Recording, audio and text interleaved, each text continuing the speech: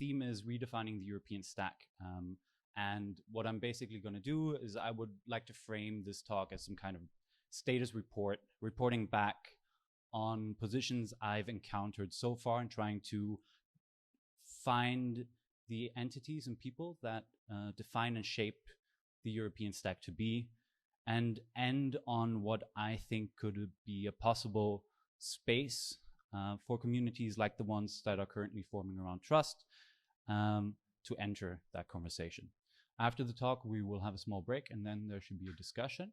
And I'm looking forward to feedback or ideas or anything that pops up during the talk. So there'll be room for that kind of discussion afterwards.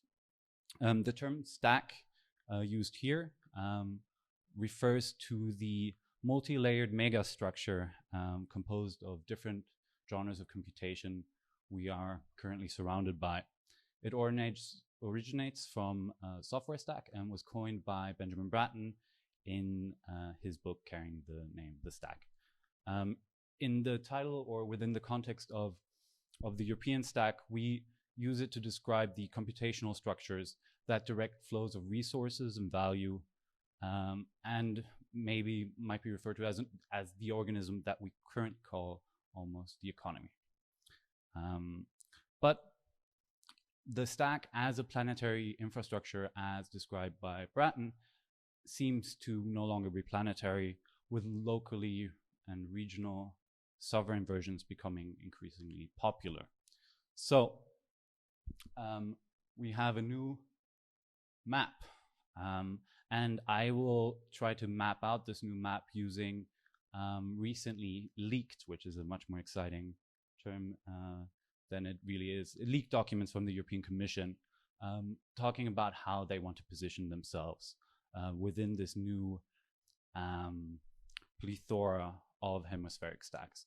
So we have the Chinese stack, we have the US stack, we also have the Gulf stack, we have the emergence of a Russian stack, a African stack, and we also have a European stack maybe.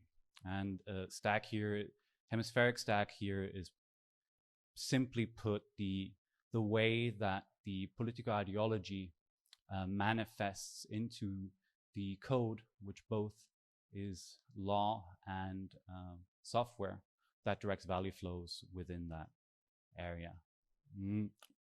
So here in the European stack, represented by President of the European Commission, Ursula von der Leyen, the EU is described as wedged between the US stack and the Chinese stack. The US stack known as GAFA, Google, Amazon, Facebook, and Apple, and the Chinese stack as BAT, Baidu, Alibaba, and Tencent. Europe as an island of hope, cornered by the technocratic authoritarians on one side and the barbaric capitalists on the other, are described like this, in line with recent statements from both Merkel, Macron, Verhofstadt, in proclamations for the need of a European empire. Let's see if I currently Europe is situated within the US stack, but to an increasing points of friction, both geopolitically and within the data infrastructures themselves, through conflicting data policies, involvement in election meddling, Cambridge Analytica, and increased friction between European labor laws, tax evasion, and climate goals. There is now the intent to split. This was first marked with the GDPR, and we have the start of a European stack.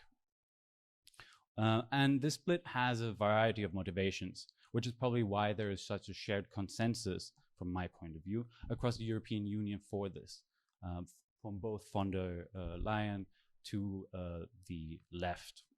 On the one hand, there's a very legitimate concern with the privacy of European citizens and the economic processes modeled after San Francisco political ideology in conflict with, as I mentioned, European labor laws and new climate goals. But on the other side, it's also closely linked to rekindled kind of Cold War era thinking of areas of influence at best, and colonial divisions of the world at worst.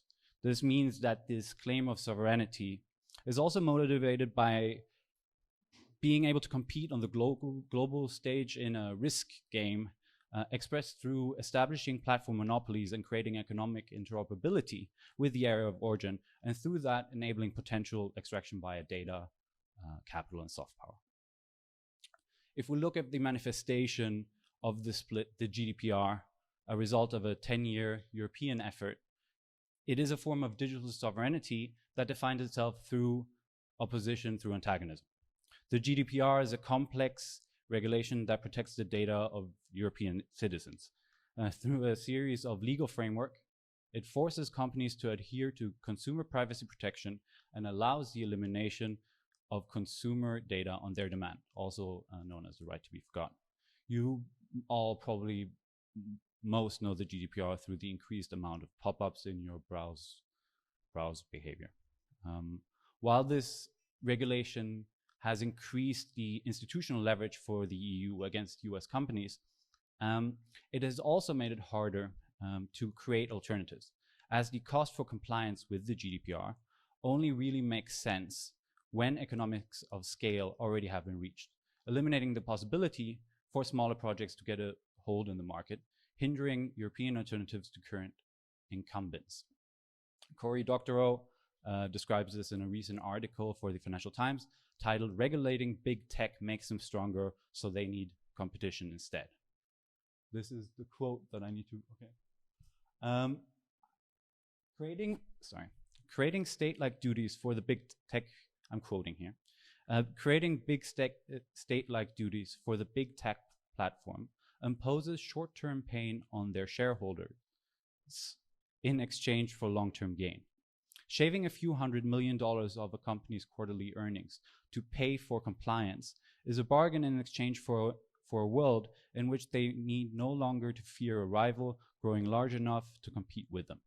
Google can stop looking over their shoulder for the next company that will do to it what it did to Yahoo and Facebook. And Facebook can't stop watching for someone ready to cast it in the role of MySpace in the next social media people. I should have made that larger on my screen. The problem is clear that while there exists a regulatory framework, there are no, as they're commonly referred to, there are no European champions to fill whatever void there might be after hard regulation. So the question of the European stack is equally one of regulation as it is about innovation. But what would we want to innovate? What would we like to take the place of the behemoths that we want to replace? There might be a few things we can agree on.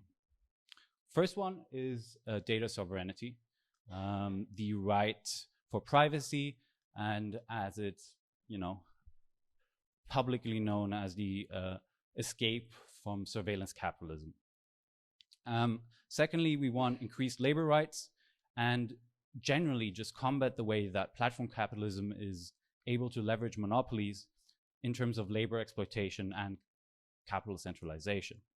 And then thirdly, and these are stated goals by most parties within this ecosystem of the European stack. Thirdly, we want to take action against climate crisis, where Europe wants to position itself as a world leader. So how do we do that? And how do we create a European stack that innovates and deploys models that incorporate these values?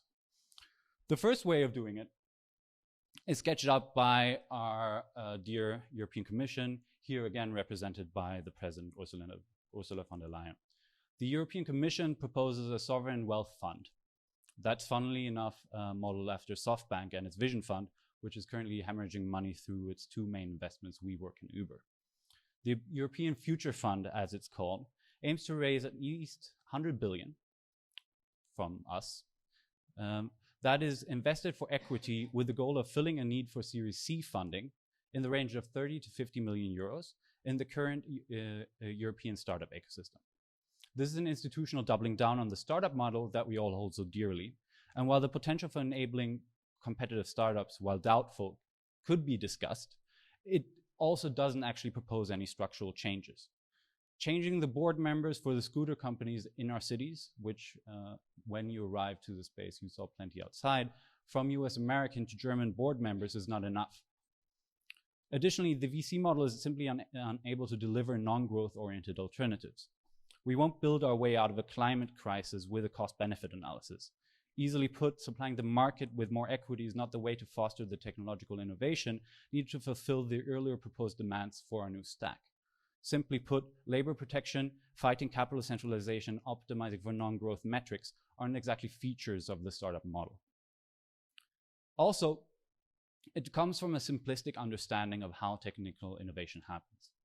In the 2013 book, The Entrepreneurial State by Mariana Mazzucato, she lays out her core argument that state entities are actually the largest drivers of real technological innovation.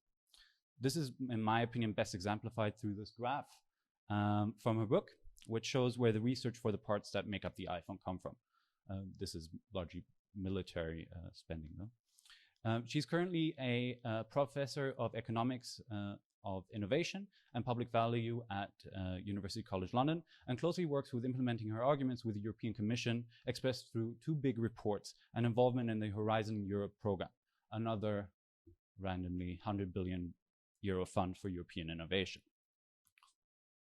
What is being pushed here is a pan-European effort to create a new form of digital innovation, guided by the realization that digital innovation is a dual effort between public and private. The intent is that this should manifest as a hybrid infrastructure of public-private partnerships, with the European Union playing a much more direct role in the creation, financing, and guidance of the next generation of European digital infrastructure.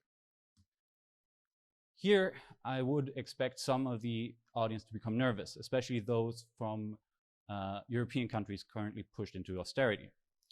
Italian friends that are part of the space have mentioned fears of a Franco-German stack, and given the track record of the European Union, this is an understandable fear.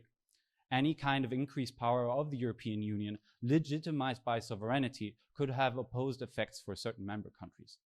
So how do we ensure democratic control over these new infrastructures?